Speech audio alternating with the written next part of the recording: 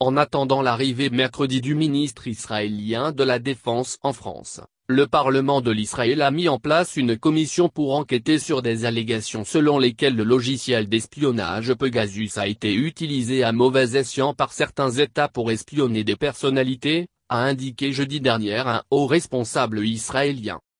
Une fois en France, Benny Gantz, le ministre israélien de la Défense, va tenir au courant les autorités françaises des derniers développements concernant l'ANSO, société de cybersécurité israélienne dont le logiciel Pegasus est soupçonné d'avoir été utilisé pour espionner Emmanuel Macron.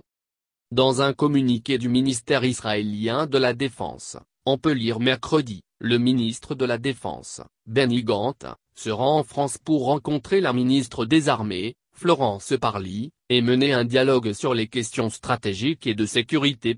Il tiendra au courant la ministre au sujet de l'ANSO.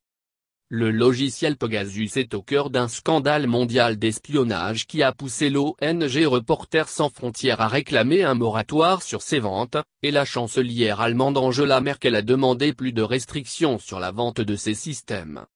Les organisations Forbidden Story et Amnesty International ont obtenu une liste de 50 000 numéros de téléphone, sélectionnés par les clients de Zo depuis 2016 pour être potentiellement surveillés, et l'ont partagé avec un consortium de 17 médias qui ont révélé son existence la semaine dernière. Pegasus aurait permis d'espionner les numéros d'au moins 180 journalistes, 85 militants des droits humains ou encore de 14 chefs d'État dont le président français Emmanuel Macron. Zo réfute avant d'assurer que son logiciel sert uniquement en théorie à obtenir des renseignements sur des réseaux criminels ou terroristes. Le Parlement israélien a mis en place une commission pour enquêter sur des allégations selon lesquelles le logiciel d'espionnage Pegasus a été utilisé à mauvais escient par certains États pour espionner des personnalités, a indiqué jeudi dernier un haut responsable israélien.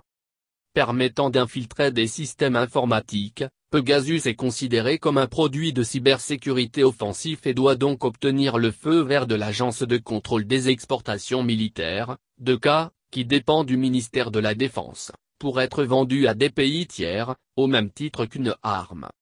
Au cours de ses entretiens en France, M. Gantz, ex-chef d'état-major de l'armée israélienne, doit aussi discuter de la situation au Liban voisin, et de la question d'un accord sur le nucléaire iranien auquel l'État hébreu s'oppose, ont précisé ses services.